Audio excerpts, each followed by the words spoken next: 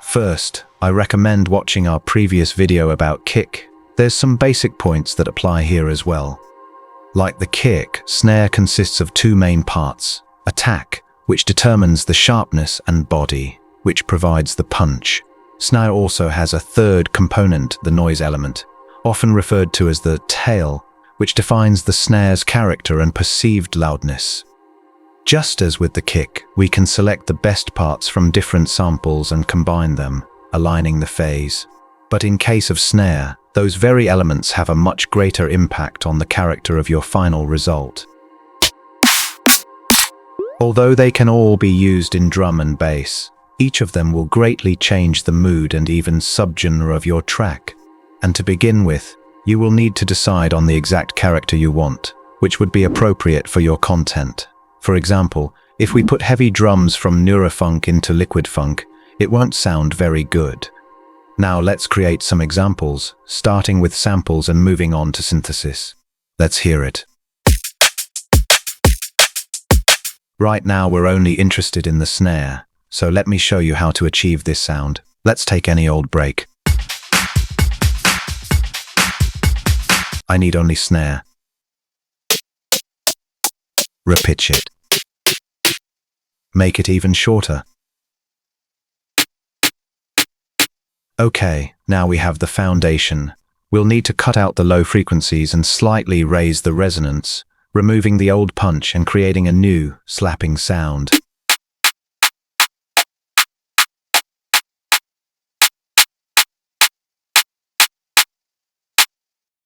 If the snare doesn't slap enough, let's add it with spiff or transient shapers, but keep in mind that we still want a slapping sound, not a knocking one. I will also add a white noise sample, which will cut off the low frequencies, and also make fade in and fade out, so that the noise does not interfere with our main layer. The length of the noise is up to you. So to glue these two layers together, I'll put them in a group where the soft clipper will be.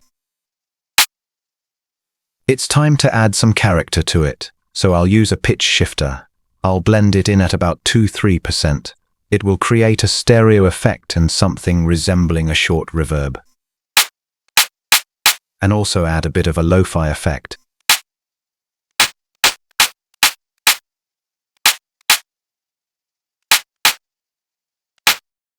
Try experimenting with different samples. For example, we can speed up this tonal impact and turn it into an interesting snare. Let's take a look at another type of snare. This time we'll do it using a serum, although, of course, it can also be done using layers. Now we'll take a look at how it works. On the left we have the kick. On the right is our bass for the snare. Essentially, it is the same sine wave, but with different envelopes. First, we can see that the sine wave's period is much shorter for the snare, which indicates a higher pitch. We also see that the kick's period increases toward the end of the kick, whereas the snare's pitch remains constant. This tells us that the snare's pitch envelope does not drop but remains constant. This isn't a rule, but you can still notice it in many tracks.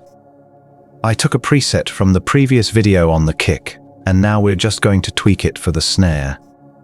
I need to shorten the length of our future snare. I've noticed a pattern.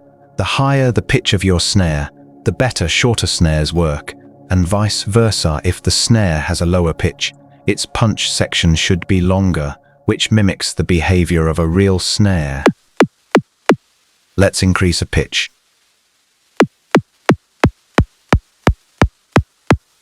And disable unipolarity.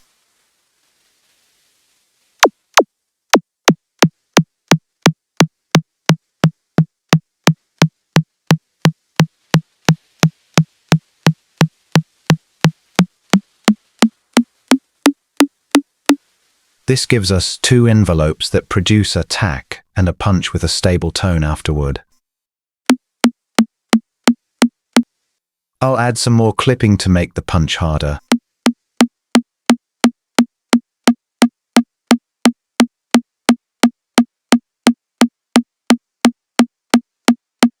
Don't forget to adjust the pitch of your snare to match the track. It doesn't necessarily have to be the same note. Think of it as if you were building a chord. It could be a 3-5-7. The main thing is that they sound harmonious. You're probably wondering why we tried not to clip the kick, but clip the snare quite heavily. As you can see, clipping introduces new harmonics.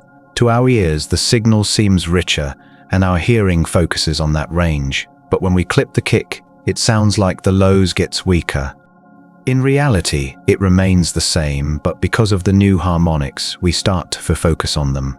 And it seems to us that there's less lows. In other words, the frequencies are masked.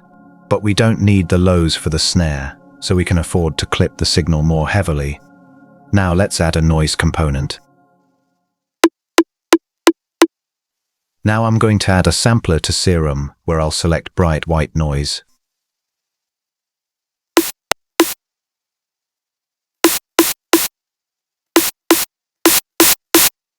Please note that the noise is interfering too much with the sine wave. Let's make some room for our attack. I'll assign LFO1 to the level sampler.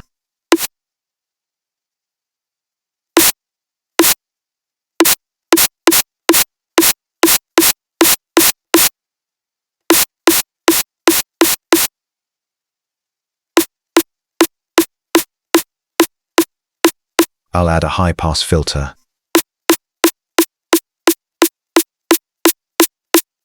Now I'm going to copy our sampler with all the modulations twice. I'll move one of the copies all the way to the left and the other all the way to the right. But to make it stereo, we need a difference. So let's choose different noise samples.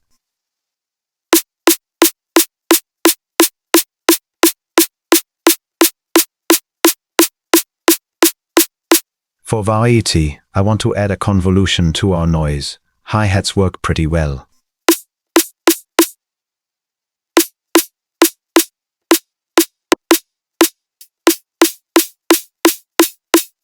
For this type of snare, we need a metallic resonance. One way to do this is to use a parallel delay with a very short delay time and high feedback.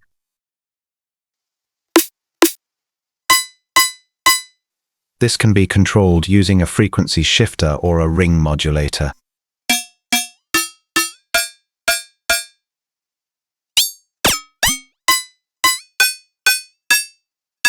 Let's balance this out with our main.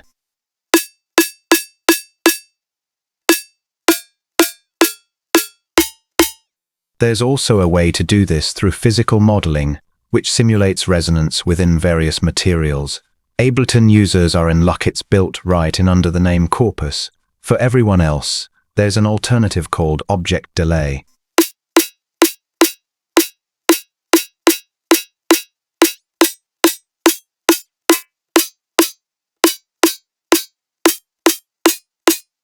You can take a noisy sample such as a clap and use an equalizer to bring out its resonances.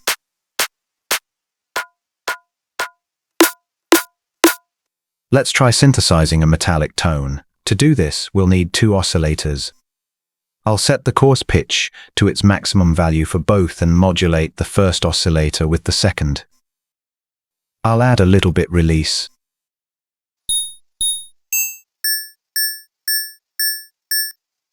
And clear a space for attack.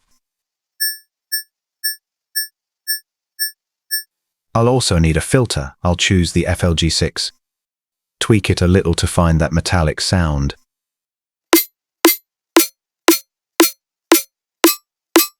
Let's see what's next.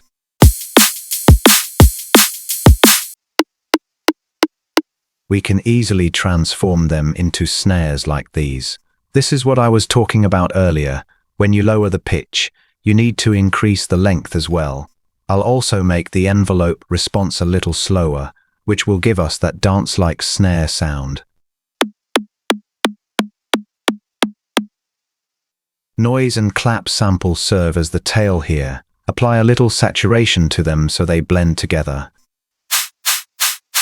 Don't forget to make space for our attack as well. Now let's take the opposite approach. Let's increase the pitch and shorten the length.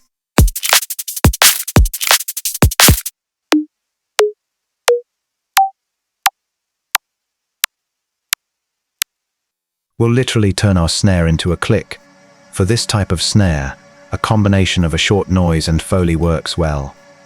Pre-shift samples are also used here. Try placing the Foley before the main click. We know how to make noise, but what about Foley? There are some interesting noises in the serum that sound like crumpled paper or similar organic materials. Let's filter out the low frequencies. Add a white noise and filter that out as well.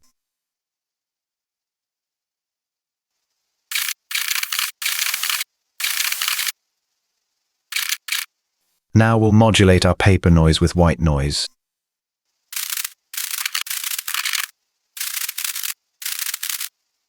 And for the modulation depth, I'll set it to sample and hold.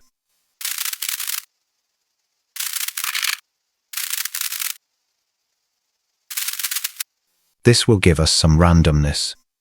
Now I'll select LFO2 and draw a random envelope. The main thing is that there are sharp peaks. I'll set this to the oscillator's noise level.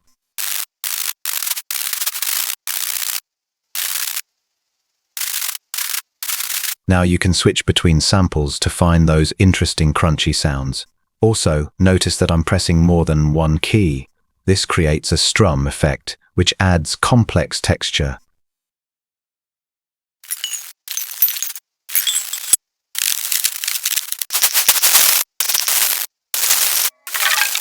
To sum up, for the snare we'll need the part that provides the attack and punch, the noise component, tone. This could be a metallic sound, claps, Foley, or simply a layer of another snare.